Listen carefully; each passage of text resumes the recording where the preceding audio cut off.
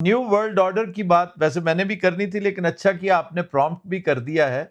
आप ये जो तगय्युरात हो रहे हैं, जो चेंजेस हो रही हैं सुबह शाम के हिसाब से, मामलात जिस तरह एक ज़माना था स्टॉक मार्केट जो भयानक अंदाज में फ्लक्चुएट करती थी, तो हमारी पॉलिटिकल स्टॉक मार्केट जो है पूरी दुनिया की, पूरी ग्लोब की बात कर रहा हूँ, वो फ्लक्चुएट कर रही है। तो इसमें क्या कुछ इवॉल्व होता देख रहे हैं आप पॉलिटिकली? देखिए, इसमें ज़्यादातर लोग जब से ट्रम्प प्रेसिडेंट बने हैं तो एक जो इन्होंने टैरिफ्स लगाए वो एक बहुत बड़ा इवेंट था कि पूरी दुनिया में इकोनॉमिक को एग्जिस्टेंस के जो साल थे 20-30 साल वो ख़त्म हो के अब जो है एक राइवलरी में बदल गए हैं।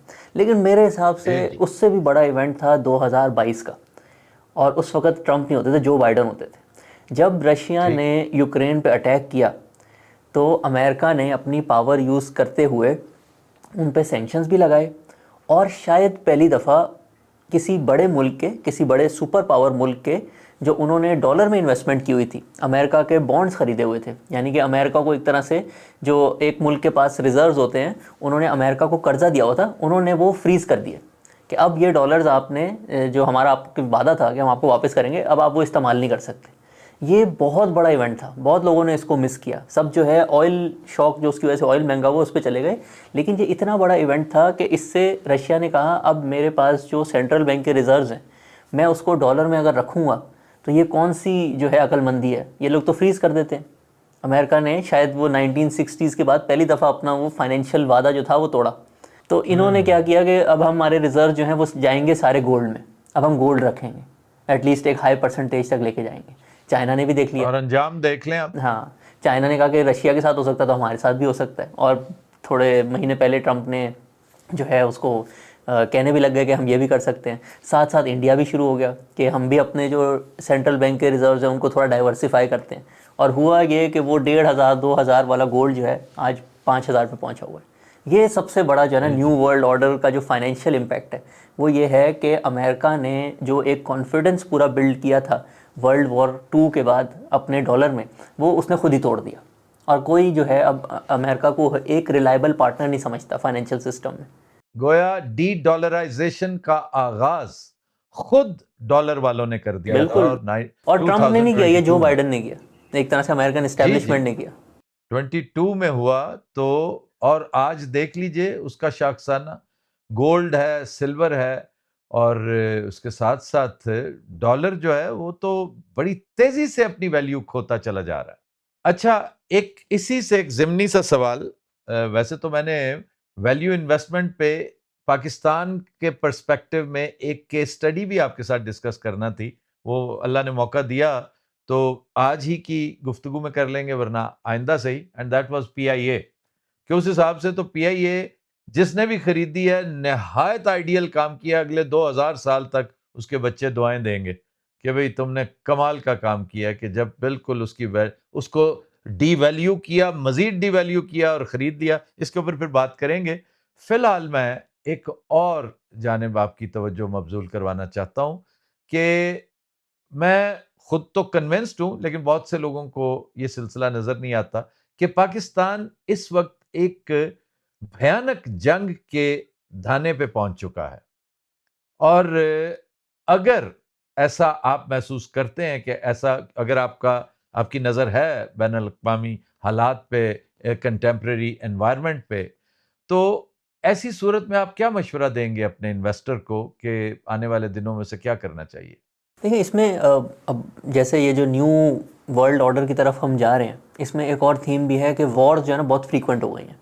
अब वो पाकिस्तान इंडिया में भी हो गई हैं, वो ईरान और मिडल इसराइल ईस्ट में में। भी हो गई हैं, अमेरिका ग्रीनलैंड पता नहीं वॉर होती है कि नहीं, बट इस तरह की चीज़ें जो हैं वो जो पहले वर्ल्ड वॉर 2 से पहले जो चीज़ें होती थी, इंपीरियलिज्म, वो काफ़ी ज़्यादा जो है वापस आ गया। तो इसके अंदर ना फाइनेंशियल मार्केट्स के लिए हम अगर पाकिस्तान में इन्वेस्ट करें ना, पहले तो आपको दो चीज़ों को डिफ्रेंशिएट करना होगा।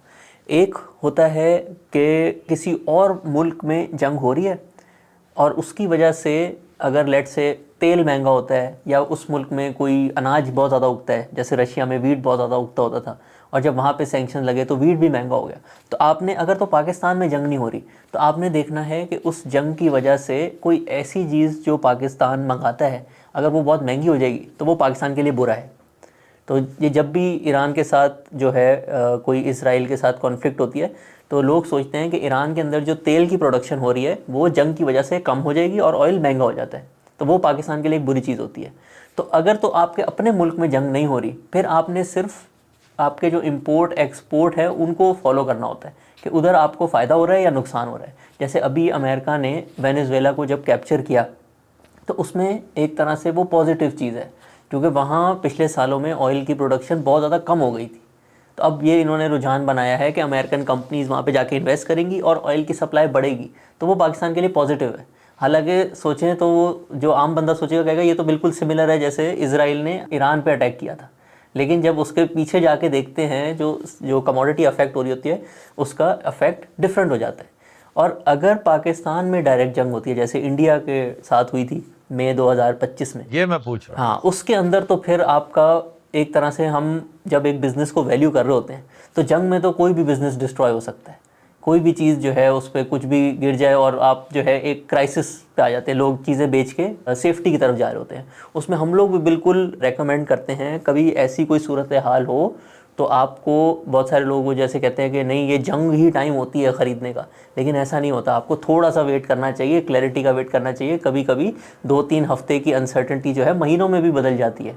1999 की कारगिल ऑलमोस्ट 3 से 4 महीने चली थी, उसमें अगर आप स्टॉक मार्केट को भी देखेंगे तो वो बहुत लंबा अरसा हो जाता है। लेकिन इसमें क्योंकि प्रिडिक्ट करना बहुत मुश्किल होता है और इतनी अच्छी पाकिस्तान में बुल मार्केट चल भी रही है, आप लेट से अगर आपने सही प्रिडिक्शन की भी कि आज से 6 महीने बाद इंडिया अटैक करेगा, उस टाइम में ही इतनी ज़्यादा इंक्रीज़ हो जाती है स्टॉक मार्केट कि अगर थोड़ा सा डाउनवर्ड करेक्शन आए भी तो एंड में आपका नुकसान ही हो रहा होता है। इसमें हम ये सबको सजेस्ट करते हैं कि जहाँ कोई इवेंट, देखिए जंग जो है ना रातों रात नहीं शुरू होती। जो मई वाली भी थी ना उसमें पहले पहलगाम होता है, कोई ऐसा एक छोटा इंसिडेंट होता है जो कि वॉर में कन्वर्ट हो सकता है, आप उस पर नज़र रखें ज़रूर। अगर ऐसा कोई इवेंट हो और जुमलेबाजी शुरू हो जाए, स्टेटमेंट्स आनी शुरू हो जाएं जिसका जो है जिसकी बेसिस पे एक जंग स्टार्ट हो सकती है, उस टाइम पे आपने बहुत ज़्यादा अटेंटिव रहना है। हमने भी जब मई में ये इंसिडेंट हुआ था, मुझे याद है जिस दिन लाहौर में शुरू में ड्रोन्स आने लग गए थे, तो उस दिन सुबह हम लोगों ने सबको कहा कि नहीं आपको थोड़ा सा सेफ़ रहना चाहिए। अगर इस टाइम पे कोई हमें नुकसान हो भी गया, जैसे फिर जब स्टॉक मार्केट खुली थी बहुत ज़्यादा बढ़ गई थी, तो हमने कहा इस टाइम पे सेफ्टी ज़रूरी है। हम जो है और पूरे साल में जो दिन हैं उसमें एक्स्ट्रा रिटर्न कमा लेंगे, लेकिन आज के हिसाब से आपको थोड़ा सा सेफ़ खेलना चाहिए। और ऐसा ही हुआ 2025 अभी जैसे ख़त्म हुआ है, वहाँ पे स्टॉक मार्केट का जो इंडेक्स है 100 इंडेक्स, उसने तकरीबन 51% प्रॉफिट दिया था। और हम लोग जैसे अपनी एडवाइजरी सर्विस में एडवाइस करते हैं तो हमारा प्रॉफिट 69 से 70% था। इवन दो वो जो जंग वाले दिन थे उसमें हम जब सेफ्टी में गए तो हमें थोड़ा बहुत नुकसान हुआ, लेकिन बेस्ट स्ट्रेटजी यही होती है कि एक तो आप अलर्ट रहें, कोई भी अगर ऐसा इंसिडेंट हो जिसके आगे जाके जंग में वो तब्दील हो सकता है, उस टाइम पे थोड़ा सा सेफ हो जाए और बहुत ज़्यादा लेट मत करें उस टाइम पे। मत एक्सप्लेन करें कि सेफ हो जाए, क्या मतलब है? सेलिंग शुरू कर दें? हाँ, सेफ हो जाने का मतलब है कि अगर किसी के पास 100 रुपये की सेविंग है, उसने अगर 60 रुपये लगाए हुए थे स्टॉक मार्केट में, तो वो उसको थोड़े दिन के लिए 30 रुपये 40 रुपये पे ले आए। ये है कि सेफ्टी अपनी थोड़ी सी जो है इन्वेस्टमेंट कम कर दें, क्योंकि अगर कोई भी ये जंग 2-3 महीने चलने लग जाए तो फिर बहुत ज़्यादा ब्लड बाथ हो जाता है, और जैसे ही ये चीज़ें क्लियर हों फिर आपको फिर से इन्वेस्ट कर लेना चाहिए।